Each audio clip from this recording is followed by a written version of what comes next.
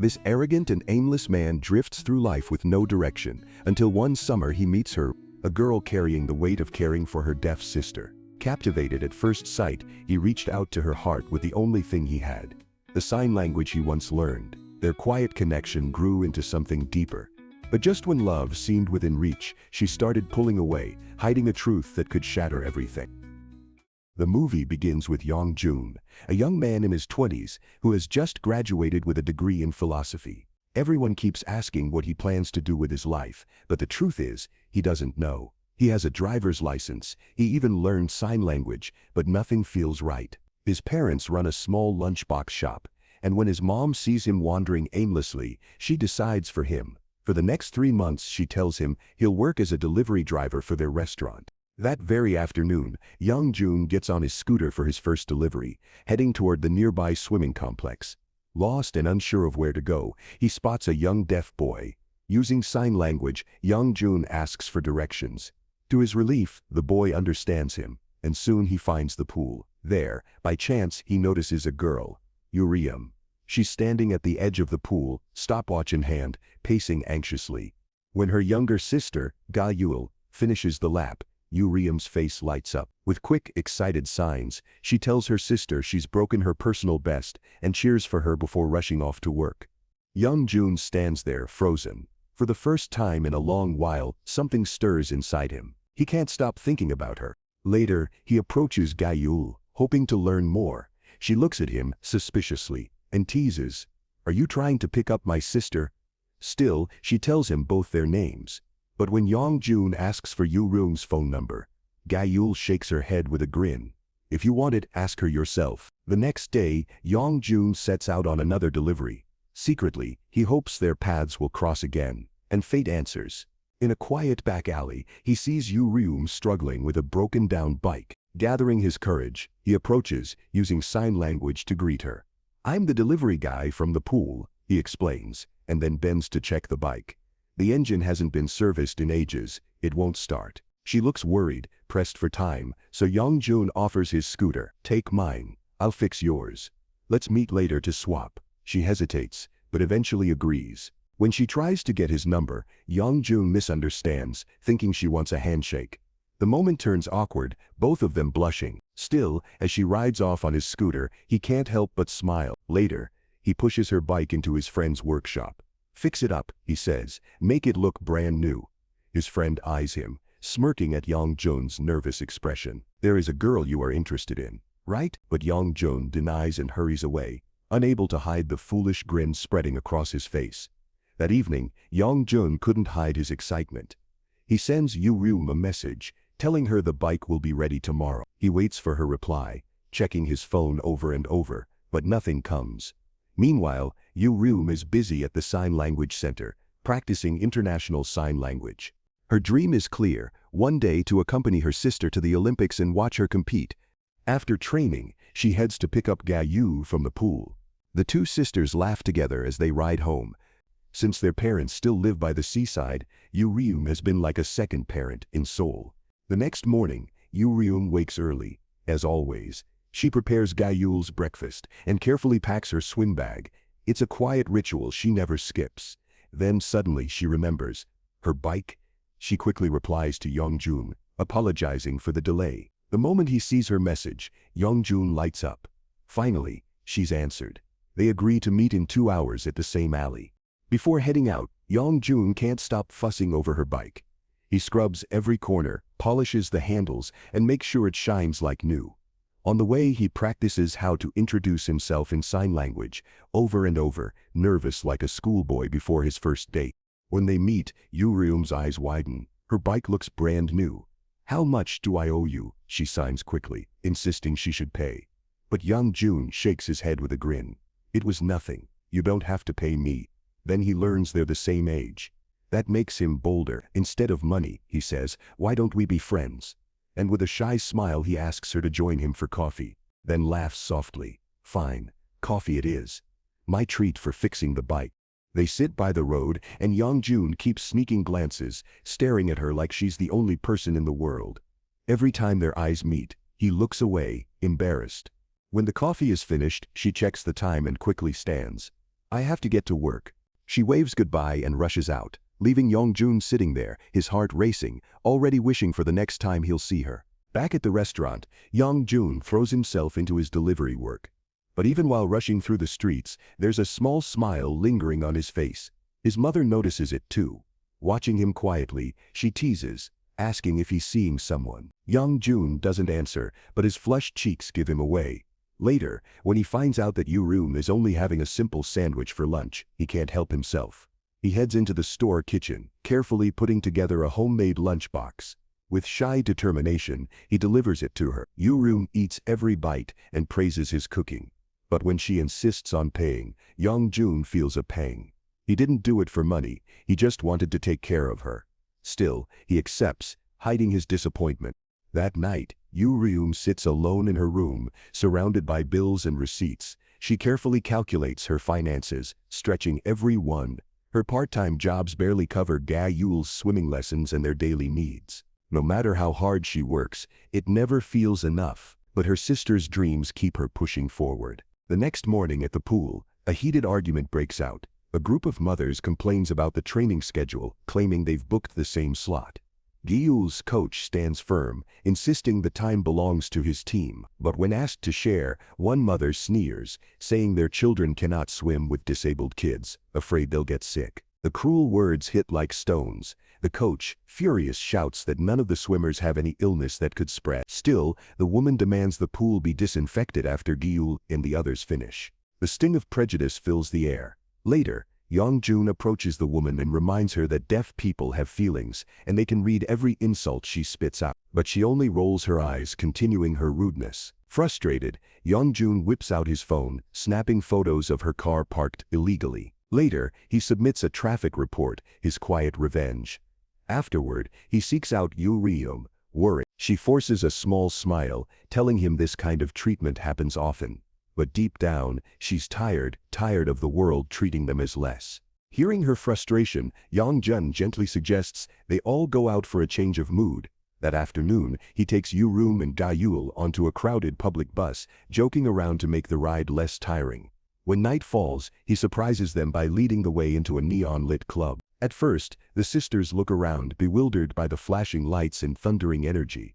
Curious, Yurim asks why he chose such a place. With a playful smile, Yong Jun guides them to stand by the massive DJ speakers.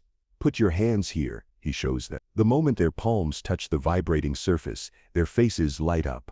The beat trembles through their skin, the rhythm alive in their bodies. Even without sound, they can feel the music. Soon, the three of them are laughing, moving freely, dancing together as if the whole world belongs to them. Later, as they walk home, Ga-Yul thanks Yong Jun with a shy grin. Noticing the spark between him and her sister, she cleverly excuses herself, hurrying ahead to give them space. And the duo takes a short walk around the neighborhood. That night, Yurim messages Yong Jun, insisting she split the cost of their outing. Yong Jun tries to brush it off. He wanted it to be his treat, but Yurim refuses to owe anyone. She transfers him the money anyway. When Ga-Yul finds out, she playfully scolds her sister. "You don't need to pay him back every single time. Just treat him next time," she teases. Over late-night drinks, Ga-Yul leans closer, eyes glinting with curiosity. "So, are you and Yong Jun dating?" she asks.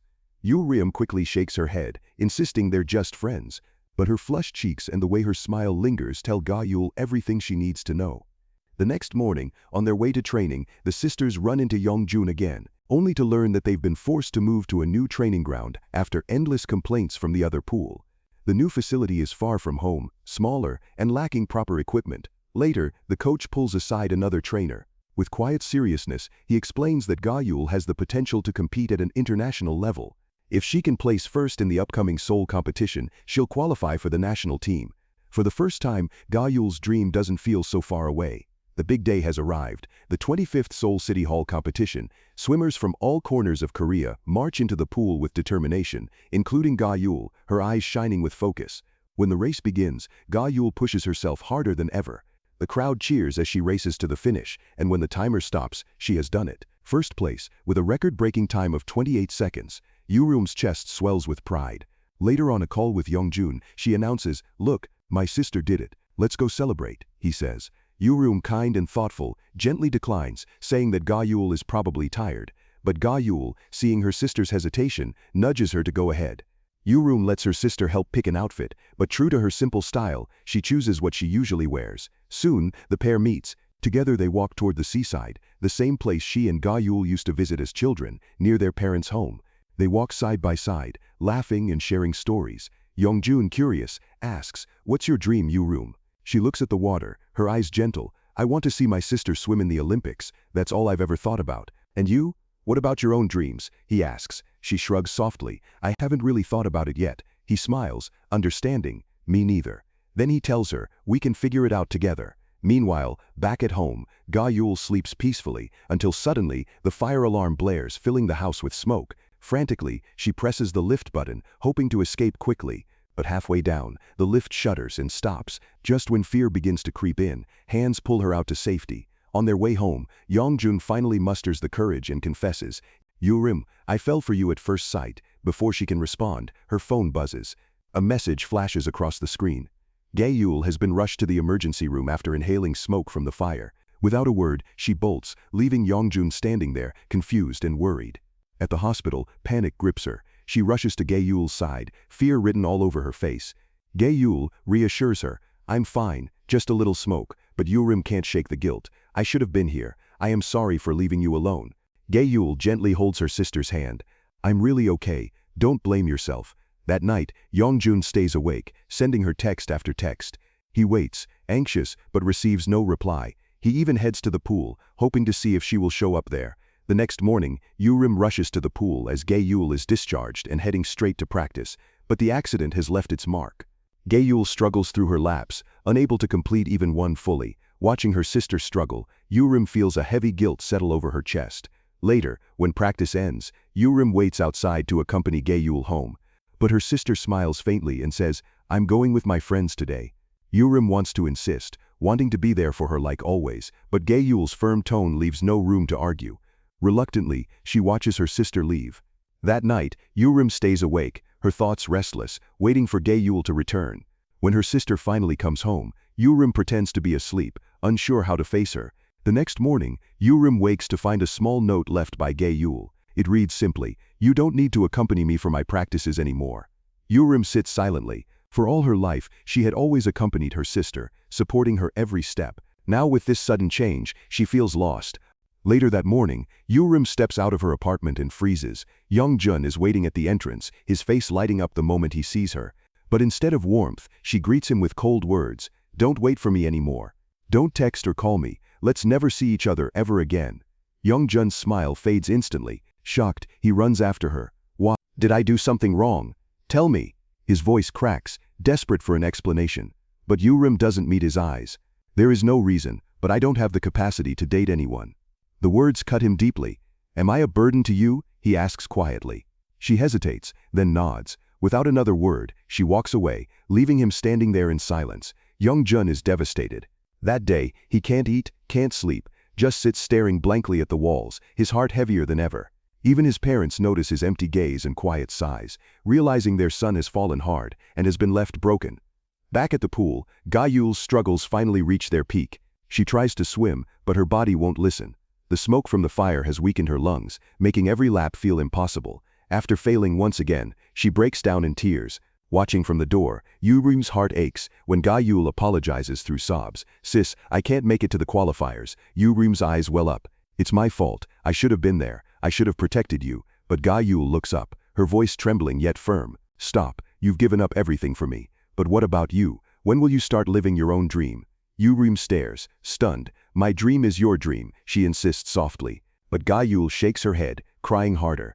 "Do you know how much pressure that puts on me? I can't rest, I can't quit, I can't even say I'm tired, because I'm scared of disappointing you." The words pierce straight through Yurim's heart.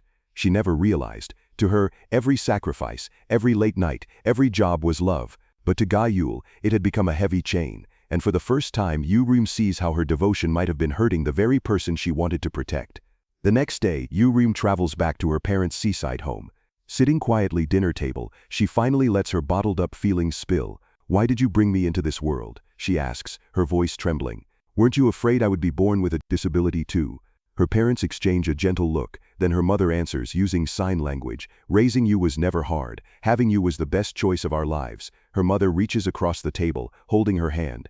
Yurim, you spend too much time worrying about others. That's not love anymore. It starts to look like pity if you overdo it. Everyone has their own life to live. When they need help, they'll look for you, but you don't need to carry all their weight. Live your life, Yurim, for yourself. Those words echo in her heart, long after she leaves. Later, as she walks slowly by the lake, lost in thought, she spots Ga-yul. The sisters exchange awkward glances before Ga-yul smiles faintly. They stand side by side, the silence between them softening. Finally, the sisters make up with each other. Then Ga-yul asks, "Why aren't you seeing Yong Jun anymore? Is it because of me?" Yurim lowers her head, unable to answer. But Ga-yul continues firmly, "I wish you'd trust me more. Let me live my own life. I'll keep swimming. Don't give up on your life because of me." Meanwhile, at Yong Jun's home, his mother notices the heavy air around her son. Sitting beside him, she asks gently, "Who broke my son's heart?" Yong Jun answers, his voice barely above a whisper, "The girl I like, she lives only for the people around her. I think that's why she pushed me away, because she doesn't know how to live for herself." Then he adds, "She has a hearing and speech impairment." His mother's eyes soften, full of understanding, but Yong Jun's heart remains weighed down, unable to let her go. At the restaurant, Yong Jun's mom speaks softly to her husband. "The girl Yong Jun likes, she's deaf and mute. I think she pushed him away because she doesn't want to be a burden." His father looks thoughtful for a moment, then replies firmly, "So what if she has a disability?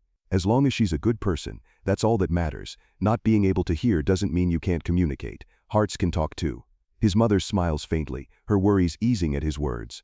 That afternoon, Yong Jun sits alone, earbuds in his ears, shutting out the world of sound. For the first time, he tries to step into Yurim's shoes, to feel what her life is like. Quiet, yet full of meaning. The silence deepens his thoughts, and with sudden determination, he rushes to the pool, hoping he might find her there. And there she is. Yurim is under the water. Yong Jun sits by the edge and begins to speak, knowing she might not hear, but hoping she might feel the weight of his heart. "I'm sorry for putting pressure on you. I didn't step into your world, so I didn't fully understand your feelings. But no matter what I try, I can't forget you. I don't want to. I want to be by your side. I want to make you smile." As if she had heard every word, Yurim suddenly turns around. A wide, radiant smile spreads across her face. Without hesitation, she pulls him straight into the pool. Water splashes everywhere, but both of them laugh, the heaviness between them finally breaking. In the pool, Yong Jun looks at her, his heart pounding. "Yurim, would you like to work at my parents' store?" She hesitates, her brows furrowing. "What if they don't like me?" Yong Jun shakes his head with certainty. "They'll love you, just the way you are." That evening, Yong Jun takes Yurim's hand and leads her to his family's restaurant. His parents are waiting, dressed as if this meeting was the most important occasion. With a proud smile, Yong Jun introduces her. His parents greet her kindly, even preparing a notebook with the words they want to say to communicate comfortably with her. Yong Jun's mother looks at her warmly. "My son may look childish sometimes, but he is reliable and sincere. Would you date him?" Silence lingers, then Yurim gathers her courage. For the first time she speaks out loud. Her voice is soft but steady. "I would like that." Everyone freezes. Shock fills the room. Yong Jun's eyes widen. "Wait, you can talk and hear?" She nods. "Yes, I can. All this time, I thought you were the one with the hearing impairment as you used sign language first." Yurim then slowly raises her hands and signs to him, confessing her feelings in the quietest yet most powerful way, and the two of them break into shy smiles. Later that day, as they walk together, Yong Jun stops and looks at her seriously. "Yurim, meeting you was the best thing that ever happened in my life." He leans closer and plants a tender kiss on her lips.